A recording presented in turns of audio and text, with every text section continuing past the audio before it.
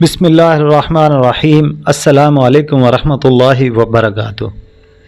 حضرت علامہ مولانا سید محمد نعیم الدین مراد آبادی رحمۃ اللہ تعالی علیہ خزائن العرفان میں لکھتے ہیں، عرب کے لوگ یہود و مجوس کی طرح حائضہ عورتوں سے کمال نفرت کرتے تھے۔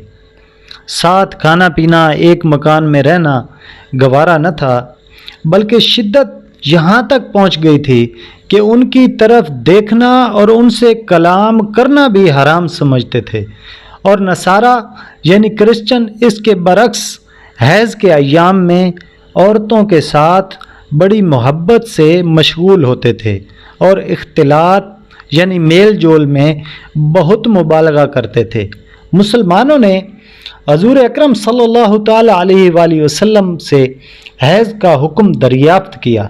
اس پر یہ آیت نازل ہوئی، اور افراط و تفریط یعنی بڑھانے گھٹانے کی راہیں چھوڑ کر اعتدال میانہ روی کی تعلیم فرمائی گئی، اور بتایا گیا کہ حالت حیض میں عورتوں سے مجامعت یعنی صحبت ممنوع ہے۔